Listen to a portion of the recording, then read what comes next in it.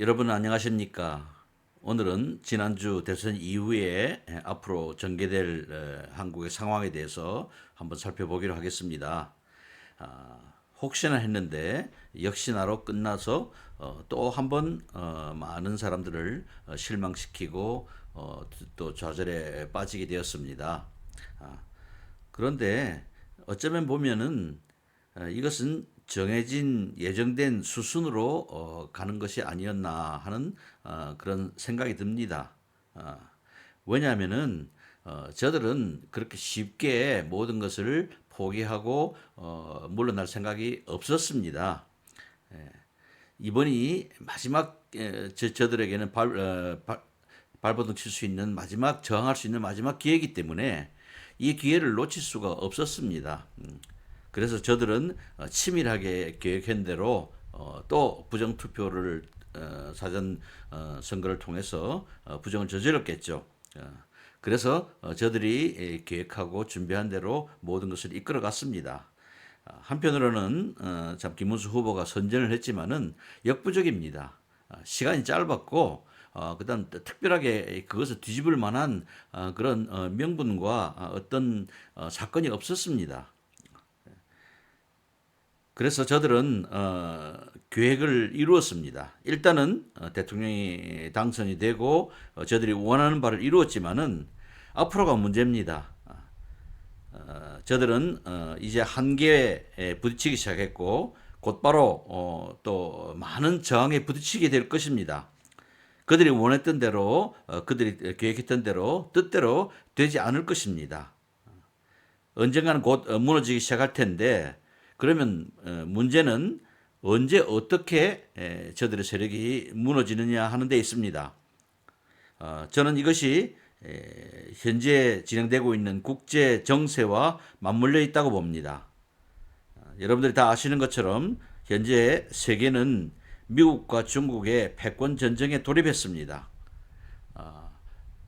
실제 어떤 전쟁은 어떤 현실적인 전쟁은 아니지만은 그 배후에 물려 있는 그런 패권 전쟁, 그런 경제적인 전쟁, 또한 여러 가지 또 그것이 맞물려 있어서 이 패권 전쟁 속에 지금 진행되고 있습니다. 그래서 한국이 그러한 전쟁터의 전방에 있습니다. 그렇기 때문에 이 싸움이 쉬운 싸움이 아닙니다. 중국이 곧 몰락을 하게 될 텐데 그 몰락하기 전에 한국에 대해서 먼저 그 최전방에 있는 한국을 먼저 자기들이 원하는 쪽으로 이끌어 가려고 하는 그런 노력이 이번에 대선을 통해서 이루어진 것입니다. 그런데 얼마 가지 않아서 중국은 몰락하게 될 것입니다. 곧 시진핑은 실권을 하게 될 것이고 중국은 경제적으로나 정치적으로 혼란기에 빠지고 더 이상 이제 세계의 그 2등 국가로 남아 있지 못하게 될 것입니다. 이런 중국의 몰락은 앞으로 대한민국에게도 아주 커다란 영향력이 오게 될 것이고 이 중국의 영향이 한국에 대한 영향이 급속도로 떨어지게 될 것입니다. 여기에는 경제적인 지원도 있고 몇 달 전에 그런 뉴스가 나왔죠. 예, JTBC가 5천억을 중국으로부터 지원을 받았다는 그런 소식이 전해졌지 않습니까? 뭐 그것뿐이겠습니까? 정치, 경제, 언론, 뭐 노조, 뭐 할 것 없이 그 법조계 모두가 다 중국의 그 경제적인 지원을 받고 있고 물질적인 지원을 받고 있고 그들로부터 후원을 받고 있습니다. 그렇기 때문에 이 싸움이 결코 보수로 봐서는 이길 수가 없는 싸움입니다. 현실로 봐서는요. 예. 근데 지금 중국 경제가 몰락하고 있지 않습니까? 미국으로부터 관세를 얻어맞고 지금 견디지 못하고 조만간에 올 8월 이전에 중국은 이제 손을 들게 될 것입니다. 그렇기 때문에 한국에 대한 이제 지원도 후원도 자연적으로 이제 끊어지게 되고 이 경제적인 지원뿐만 아니라 그동안 중국이 얼마나 많은 곳곳에서 한국의 정치나 어떤 사회나 문화에 대해서 영향을 줬습니까? 예, 댓글들을 통해서 그들이 참 여론을 주도해 갔고 또 언론이나 어떤 그 매스컴에 엄청난 어떤 영향을 줘서 그 친중 쪽으로 모든 것을 몰고 가지 않습니까? 심지어는 투표에까지 중국인들이 참석을 해서 영향을 줬다는 그런 보도도 나오고 있습니다. 근데 이것이 중국의 몰락과 함께 서서히 이제 이것이 급속도로 이 영향이 떨어지게 될 것입니다. 어, 이런 흐름에 따라서 미국 트럼프의 행정부가 개입을 시작하게 될 것이고 이제 곧 이제 전국을 뒤바꿀 만한 어떤 사건이 조만간에 폭로가 되고 이제 그것을 통해서 한국의 지금 정치의 어떤 상황이 완전히 바뀌게 되지 않을까 저는 그렇게 예상을 하고 있습니다. 8월 달에 중국 공산당 전당대회인가요? 원래는 양회라 그래가서 중국 공산당 전당대회가 봄, 가을로 나눠져서 1년에 두 번 열린다고 하는데 이번에는 8월 달에 어떤 예비 임시 어떤 대회가 열린다고 해요. 이때 시진핑이 몰락하게 되는 것이 이제 완전히 현실화되고 어떤 새로운 군부가 들어서서 미국과 함께 타협을 해서 어떤 이제 중국의 그 방향이 바뀌지 않을까 이렇게 예측을 하고 있습니다. 바로 이 시점이 저는 이제 한국의 상황이 뒤집어지는 그런 시간이라고 봅니다. 이것을 바꿀 만한 어떤 그런 어떤 큰 그런 사건이 폭로가 되겠죠. 그것은 윤 대통령이 지난 12월 달 계엄을 할 때 그 선거의 부정에 대해서 또 반국가 세력이 얼마나 이 압력을 하고 있는가 이 반국가 세력을 이 척결하기 위해서 계엄을 했다고 선포를 했습니다. 이제 그 선포가 실제로 현실에 일어나는 그러한 시간이 될 것입니다. 저는 이것을 통해서 이재명 정권이 무너지고 다시 제 개인적인 그런 예견입니다만은 윤 대통령이 다시 복귀하지 않을까 이렇게 예상이 됩니다. 그렇게 제가 믿고 있는 몇 가지 이유가 있습니다. 왜냐하면 12월 3일 날 계엄 이후에 윤 대통령이 어떠한 카드도 내보낸 적이 없습니다. 그냥 그 선거관리위원회 그 선거의 적에 대한 그런 의혹만 제기를 하고 또 선관위에 280명인가요? 계엄군이 가서 무엇인지 모르지만은 뭘 가지고 나왔다는 그런 뉴스가 잠깐 나왔습니다만 그 이후에 어떠한 구체적인 어떤 이 계엄을 성사시키고 이 반국가 세력을 척결하겠다는 그러한 플랜이 나오질 않았습니다. 그리고 탄핵이 되고 그다음에 이제 대통령직에서 물러나게 되고 지금까지 한 번도 구체적으로 윤 대통령이 가지고 있는 카드를 쓴 적이 없습니다. 저는 이것이 참 이상하다고 생각해요. 예. 그 계엄이 선포된 것도 그 시간도 아주 참 미묘합니다. 그것은 작년 11월 8일 날, 5일 날입니까? 미국 대선이 트럼프의 승리로 끝나고 난 뒤에 정확하게 한 달 후에 계엄이 선포가 됐습니다. 아마도 바이든 정권이 민주당 정권이 들어섰으면은 윤 대통령은 계엄을 선포할 수가 없었을 것입니다. 그런데 트럼프가 대통령 당선됨에 따라서 바로 그 부정선거를 가지고 그 이슈를 가지고 탄핵이 아니라 죄송합니다. 그 계엄을 선포하게 된 것이죠. 근데 그 이후에 수세적으로 몰리기만 했지 한 번도 역습을 하지 않았습니다. 그것은 때가 이루어지지 않았기 때문에 그때 그것을 폭로하고 싸울 수 있는 그런 환경이 조성이 안 됐기 때문에 윤 대통령은 그것을 뒤로 미루었다고 생각합니다.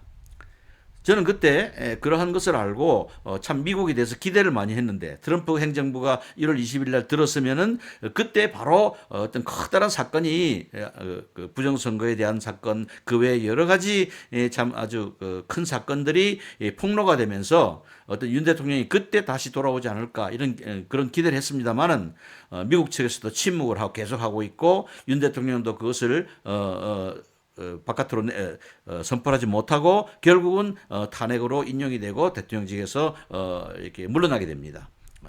그런데 그 카드가 아직 저는 살아있다고 봅니다. 그 카드가 언제 어떻게 쓰여질까 하는 문제가 언제 남아 있는데 저는 그것이 바로 올 8월 달에 중국이 몰락을 하면서 중국이 미국에 항복을 선언을 하면서 그러한 일들이 터지지 않을까 그렇게 기대를 하고 예측을 하고 있습니다. 저도 트럼프에 대해서 참 실망을 했습니다. 무언가를 터뜨려줘서 한국을 바꿀 수 있는 그런 어떤 일들을 할 것이라고 기대를 했었는데 그 기대에 못 미치는 그런 일을 진행해 왔기 때문에 저도 한편으로 실망을 했습니다만은 이것이 모든 것이 국제 정세와 맞물려 가구나 하는 것을 알고 이제 지난번 대선 때도 큰 기대를 하지 않았습니다. 왜냐하면은 이들이 몰고 가는 대로 끝까지 가다가 마지막에 저들이 할 수 있는 어떤 계획이나 할 수 있는 힘들이 다 소멸됐을 때 그때가 바로 이것을 반전하는 그런 시작이 되지 않을까 그렇게 생각했기 때문입니다. 그래서 우리는 여기서 다시 어떤 소망을 가지고 좀 더 깊은 그런 영적인 눈을 가지고 우리 믿는 사람들은 교회는 영적인 눈을 가지고 이것을 바라보고 기도해야 합니다. 저는 윤 대통령이 돌아올 것이라고 봐요. 윤 대통령이 돌아오게 되고 국민의힘은 재창당이 되든지 개혁돼야 하는데 만약에 그것이 여의치 않으면은 신당을 창당을 해야 된다고 봅니다.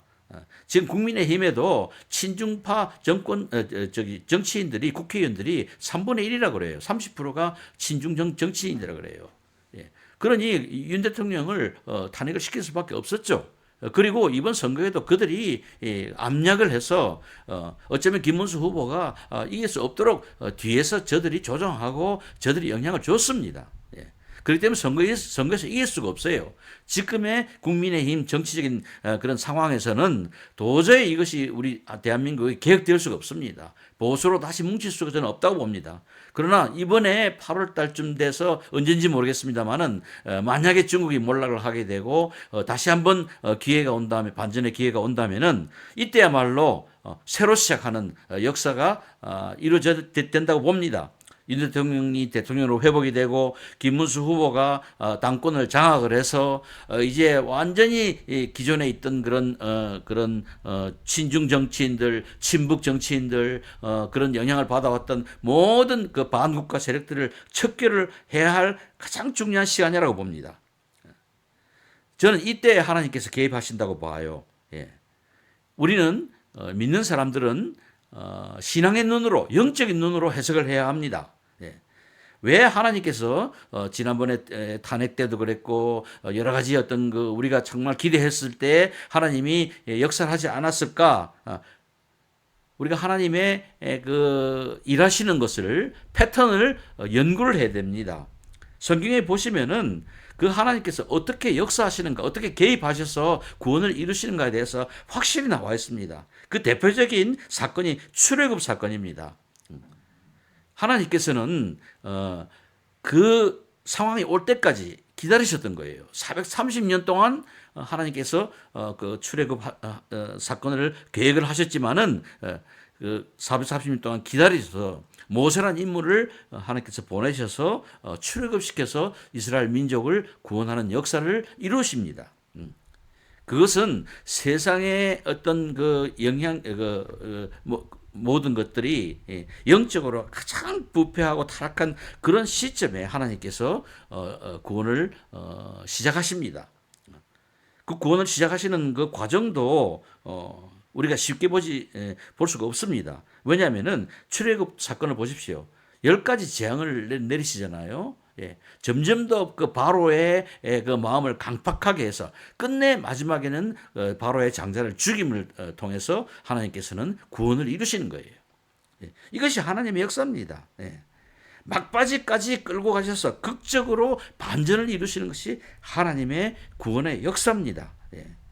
그리고 구원하셨다고 해도 금방 그것이 가나안 땅으로 가나요? 아니죠. 구원이 일어난 바로 직후의 사건이 홍해가 갈라지는 사건입니다. 그때 이스라엘 백성들이 어떻게 했습니까? 앞에는 홍해 바다가 넘실거리고 뒤에는 애굽의 군대가 쳐들어와서 완전히 이 가운데 그 샌드위치가 돼가지고 이러지도 못하고 저러지도 못할 절망적인 그런 순간을 맞이했을 때 하나님께서는 홍해 바다를 가르시고 이스라엘 백성들을 건너게 하시면서 뒤쫓아오던 애국 군대를 전멸시키십니다. 이것이 하나님께서 개입하셔서 이루시는 성경에 나오는 하나님의 역사고 구원의 역사입니다. 그래서 하나님께서 침묵하신 것입니다. 예. 우리가 기대했던 그런 시간과 우리가 소망을 가지고 참 하나님께 기도했던 그런 시간에 역사하시지 않으시고 하나님은 하나님의 때에 이것을 카이로스라고 그러죠. 하나님 때를. 크로노스는 인간의 때를 얘기합니다. 과거와 현재와 미래 이렇게 흘러가는 때를 크로노스라고 얘기를 하고 있고 카이로스는 그런 인간의 때하고는 관계없이 흐름을 인간의 흘러가는 그러한 타임과는 관계없이 하나님께서 직접 개입하시는 역사 속에서 직접 개입하시는 그런 때를 하나님의 때라고 합니다. 이런 하나님의 때에 하나님께서 역사를 하시고 하나님의 뜻을 이루십니다. 이사야서 55장에 이런 말씀이 나오죠. 예. 내 길은 너희 길, 하늘이 땅보다 높음 같이 내 길은 너희 길보다 높으며 내 생각은 너희 생각보다 높으니라. 예. 하나님의 생각은 우리 생각보다 훨씬 더 높은 차원에서 움직이십니다. 이런 하나님의 시간과 이런 하나님의 그 역사 속에서 우리 믿는 사람들은 하늘을 바라봐야 합니다. 지금은 정말 난감합니다. 정말 이재명 이제 대통령이 이제 당선되는데 어떤 짓을 벌일까 정말 노심초사하지 않습니까? 그런데 저는 쉽게 되지 않을 거라고 봅니다. 하는 일마다 막히고 곧 어떤 반전의 역사가 일어날 것이라고 봅니다. 그러면 우리 교회는 무엇을 바라봐야 되는가? 앞으로 이루실 하나님의 역사를 우리가 예비하면서 준비를 해야 합니다. 이번 계엄을 통해서 참 한국 사회에 참으로 귀한 것을 희망을 하나님이 보여주셨습니다. 여러 가지가 있지만은 그 중에 하나가 2030 세대가 돌아오는 모습입니다. 저도 깜짝 놀랐어요.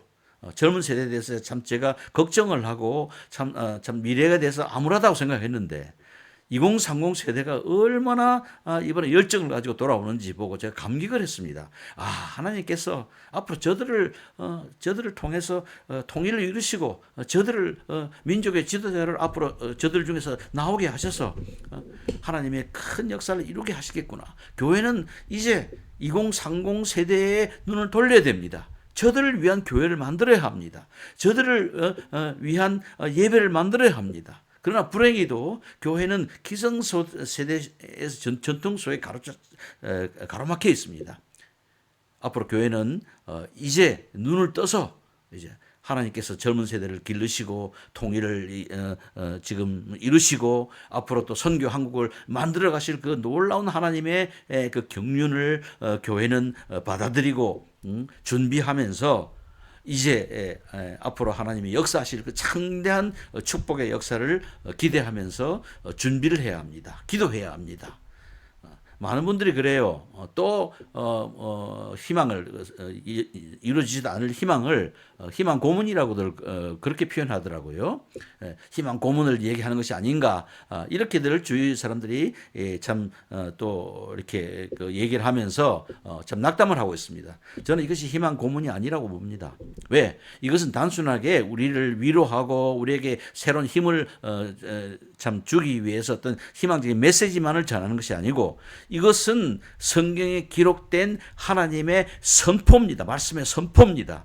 이 선포는 이사야서 55장에 나온 것처럼 물이 위로부터 내려가듯이 거꾸로 올라가지 않는 것처럼 하나님의 말씀도 하나님의 입에서 나와서 그것이 이루어진다고 그렇게 약속을 하고 있습니다.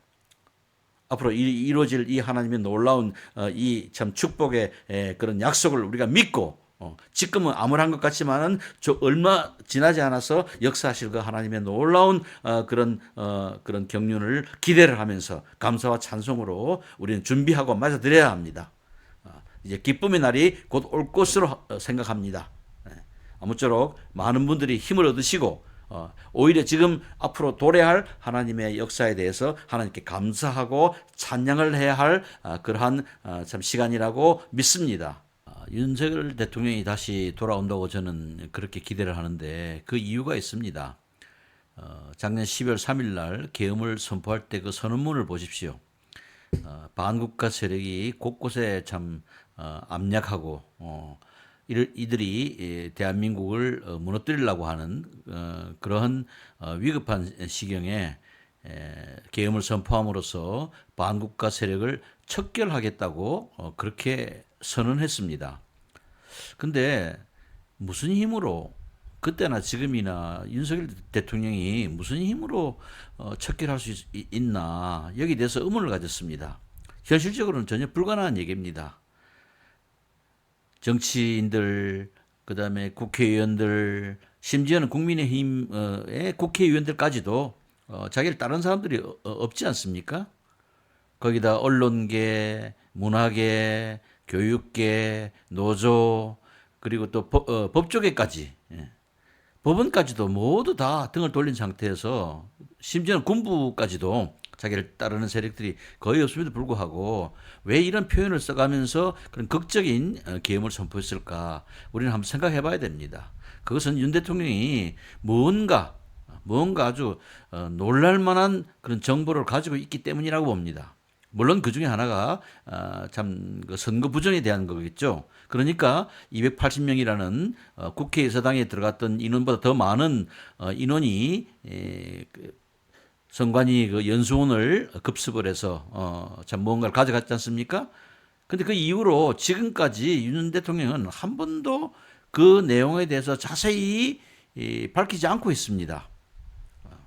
그것은 이유가 있다고 생각합니다.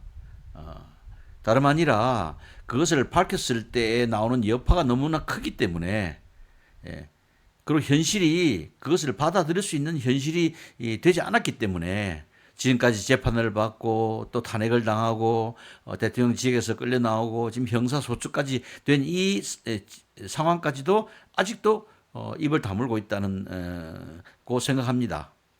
그러나 때가 오면은 그때가 언젠지 모릅니다만은 조만간 아까 말씀드린 참 중국이 무너지고 그런 기회가 왔을 때 윤 대통령은 다시 참 자기가 가지고 있던 모든 정보를 다 내서 세상이 놀랄 만한 그런 그 정보를 노출시킬 것입니다.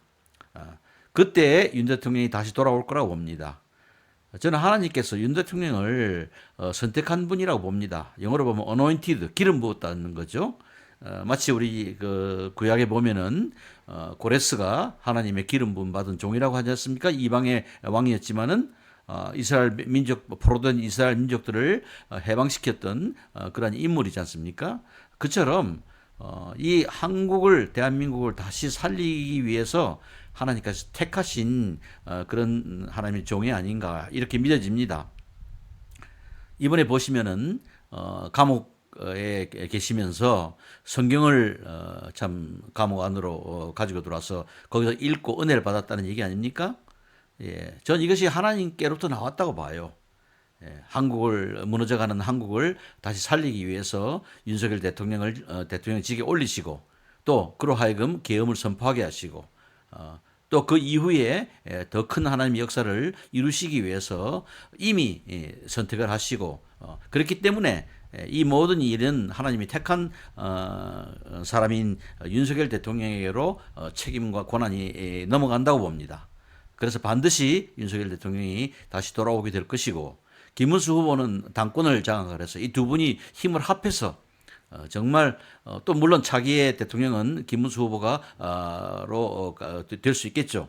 그래서 이 두 분의 그 힘에 의해서 무너져가는 대한민국이 다시 회복이 되는 그런 역사가 이미 하나님의 계획 속에 있지 않을까 그렇게 생각하고 참 그렇게 믿기 때문에 윤석열 대통령이 다시 돌아온다. 윤 어게인 이것이 우연히 나오는 그런 표현이 아니라고 봅니다. 하나님께서 이미 예배하신 그러한 계획 속에 있지 않을까 이렇게 생각하는 마음에 들어서 부연해서 설명을 드렸습니다. 감사합니다.